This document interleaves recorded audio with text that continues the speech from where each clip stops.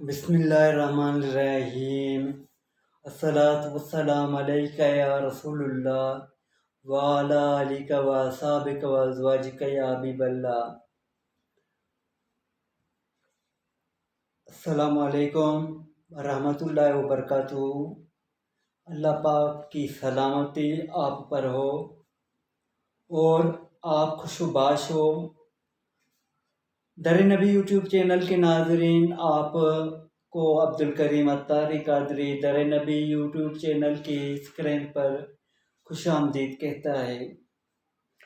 جب نبی پاک صلی اللہ تعالیٰ علیہ وآلہ وسلم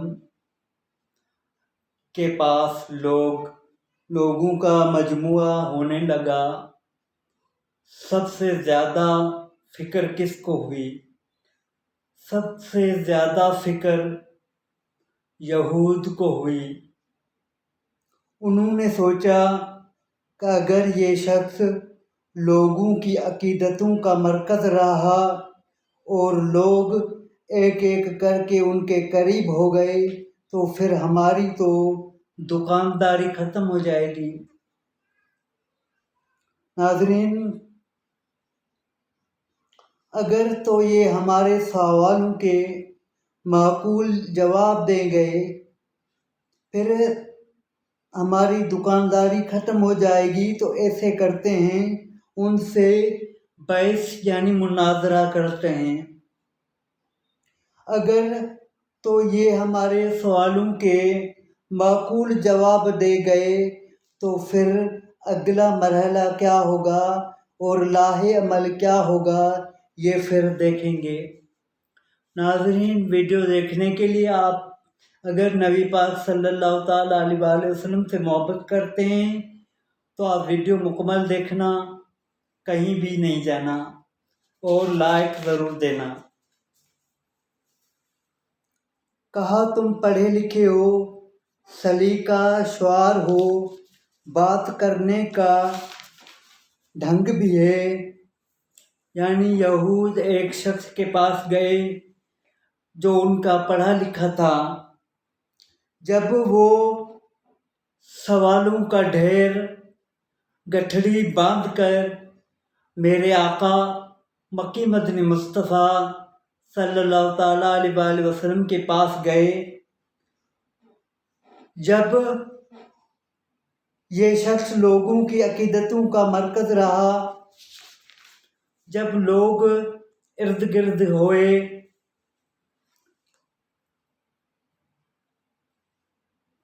اور انہوں نے بھیجا مسلمانوں کے نبی حضرت محمد مصطفیٰ صلی اللہ تعالیٰ علیہ وآلہ وسلم کے پاس مناظرے کے لیے۔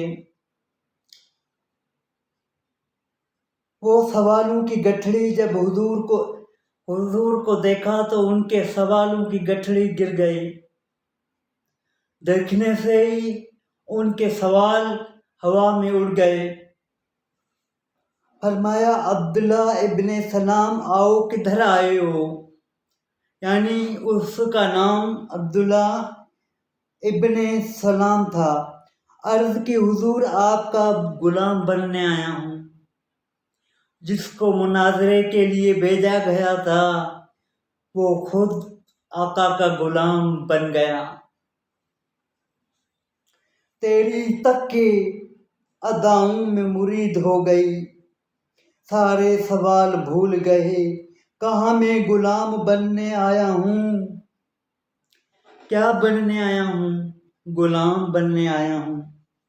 عبداللہ ابن سلام غلامی میں آ گئے، غلامی رسول میں آ گئے، عشق مصطفیٰ میں آ گئے، اور وہ جو انتظار میں تھے کہ تھوڑی دیر کے بعد عبداللہ ابن سلام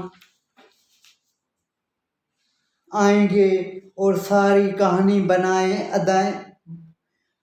بتائیں گے، میں نے کیا سوال کیے اور انہوں نے کیا جواب دیے۔ تو جب انہوں نے یہ خبر سنی کہ عبداللہ بن سلام بھی حضور کے غلام بن گئے ہیں، علماء یہود سے اپنے جذبات پر قابو نہ رہا اور وہ دوڑ سے دوڑ مجلس نبوی میں آ پہنچے اور عبداللہ ابن سلام کو سننے دینے لگے کہ تو نے یہودیت کی ناک خاک آلود کر دیے، تو نے یہودیت کو رسوا کر دیا ہے، تو نے کوئی سوال کیا ہوتا، انہوں نے کوئی جواب دیا ہوتا، پھر تو مان لیتا، ہم سمجھتے کہ علمی پیاس بجھ گئی ہے تو مطمئن ہو گیا، لیکن ہم نے سنا ہے کہ تو نے سوال بھی کوئی نہیں کیا اور تو نے اسلام اختیار کر لیا ہے، یہ بات ہماری سمجھ سے باہر ہے۔ عبداللہ ابن سلام بولے کہ یہ بات میری سمجھ سے بھی باہر ہے۔ اس یہودی کے علماء نے بولا عبداللہ بن سلام کو کہ ہمارے سمجھ سے بات باہر ہے کہ تم نے کوئی سوال بھی نہیں کیا، اور عبداللہ بن سلام نے بھی کیا، میرے سمجھ میں بھی یہ بات نہیں آ رہی۔ عبداللہ بن سلام بولے کہ یہ بات میری سمجھ سے بھی باہر ہے، مجھے نہیں پتہ چلا کہ میرے ساتھ ہوا کیا ہے، بس اتنا پتہ ہے کہ جب میں آیا اور اس پیارے محبوب کے چہرے کو دیکھا تو میں نے سوچا کہ یہ چہرہ کسی جھوٹے کا نہیں ہو سکتا۔ اس کو صاحب مشکوات میں لکھا، امام داؤد نے اس کو ابو داؤد شریف میں لکھا۔ کہنے لگے میں نے جب اس محبوب کے جمال جہاں آرا کو دیکھا تو میں نے جان لیا کہ یہ چہرہ کسی جھوٹے کا نہیں ہو سکتا۔ دیکھنے والے کہا کرتے ہیں اللہ اللہ، یاد آتا ہے خدا دیکھ کے صورت تیری۔ اللہ نے محبوب کی صورت ایسی بنائی ہے کہ جو دیکھتا ہے وہ مانتا ہے، چلا جاتا ہے۔ تو عبداللہ ابن اسلام چونکا پڑھے لکھے شخص تھے، وہ اسلام لے آئے، اور یہودیوں میں ایک اہم شخصیت تھے، اور جب وہ اسلام لے آئے تو ثعلبہ بھی اسلام لے آئے، ابن یامین بھی اسلام لے آئے، اسد بن کعب بھی اسلام لے آئے، عبیس بن زید بھی اسلام لے آئے، اور پھر اس کے ساتھ ایک باقاعدہ گروہ اسلام کے اندر داخل ہوا۔ اب جب یہ اسلام میں داخل ہو گئے تو انہوں نے سوچا ہم جس دین میں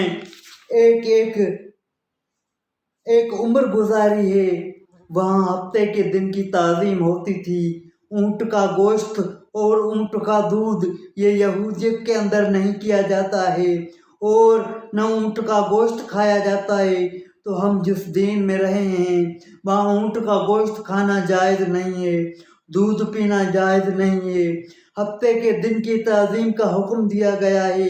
اب ہم اسلام میں آ گئے تو اسلام اونٹ کا گوشت کھانے کا حکم دیتا ہے اور دودھ پینے کا حکم دیتا ہے، میسر طبیعت مانتی ہے، ہاں یہ تو کھا لو اور نہ کوئی بات نہیں۔ ہم میں سے کئی لوگ ہوں گے جنہوں نے آج تک اونٹ کا گوشت کھا کر نہیں دیکھا ہوگا، چکھ کر نہیں دیکھا ہوگا، اونٹ کا گوشت نہیں کھایا، اونٹنی کا دودھ نہیں پیا۔ اسلام کوئی قدغن نہیں لگاتا تم ضروری اونٹ کا گوشت کھاؤ یا اس کا دودھ پیو۔ تو انہوں نے بھی یہی سوچا۔ جب اسلام اونٹ کے گوشت کو یا اس کے دودھ کو مباح قرار دیتا ہے، مباح اس کو کہتے ہیں جس کے دونوں سمتیں برابر ہوں، تو اگر اس کو استعمال کر لیں تو ٹھیک ہے، اور اگر نہ کریں تو پھر بھی ٹھیک ہے۔ تم چونکہ ہم بچپن سے لڑکپن سے جوانی، اب جوانی سے اس عمر میں پہنچے اور ہم نے کبھی بھی اونٹ کا گوشت نہیں کھایا، اور مذہبی اعتقاد تھا کہ وہ جائز نہیں ہے۔ اب اسلام میں آئے تو اسلام کون سا واجب قرار دیتا ہے، ہم نہیں کھاتے۔ اسلام واجب قرار دیتا تو چلو ہمیں یہودیت کی ایک رسم توڑنا پڑتی، لیکن اسلام تو واجب قرار دے ہی نہیں رہا، تو پھر ہمیں کیا ضرورت ہے اونٹ کا گوشت کھانے کی۔ لہذا انہوں نے جن لوگوں میں نام گنوانے تھے حضرت عبداللہ بن سلام، حضرت صلبہ، حضرت اسد، حضرت اسید، حضرت قیس بن زید اور حضرت ابن یامین، یہ سارے لوگ یہودیت سے تائب ہو کر اسلام میں آئے تھے۔ انہوں نے اونٹ کا گوشت کھانا قصداً ترک کیا، اس خیال سے کہ زمانِ یہودیت کی کسی واجب کو اور اسلام کے کسی فرض کو نہیں توڑتا اور اسلام کی اسی مخالفت نہیں ہوتی۔ ہفتے کے روز وہ کام پر قصداً نہ جاتے۔ اسلام کون سا کہتا ہے تم ہر روز ہی کام کرو؟ اب یہ ان کا عمل تھا۔ تب یہ آیت کریمہ جو نازل ہوئی اس کے اولین مخاطب حضرت عبداللہ ابن سلام اور ان کے اصحاب تھے۔ یعنی اے ایمان والو، اسلام میں آئے ہو تو پھر پورے آؤ۔ اب ان کو اونٹ کا گوشت بھی کھانا تھا، دودھ بھی پینا تھا۔ یہ کیا ہوا، اسلام بھی قبول کر لیا اور یہودیت کی رسموں کو پاس بھی رکھتے ہوئے جب آپ کسی دین کو چھوڑ دیا ہے، یہودیت چھوڑ دیے، اب کیا اس کی بات رکھ رہے ہو؟ ہفتے کے دن کی تعظیم کر رہے ہو، اونٹ کا گوشت نہیں کھا رہے ہو، اونٹنی کا دودھ نہیں پی رہے ہو۔ اب اگر آپ کو اسلام میں داخل ہونا ہے تو پورے کے پورے داخل ہو جاؤ۔ وما علینا الا بلاغ المبین۔ السلام علیکم ورحمۃ اللہ وبرکاتہ۔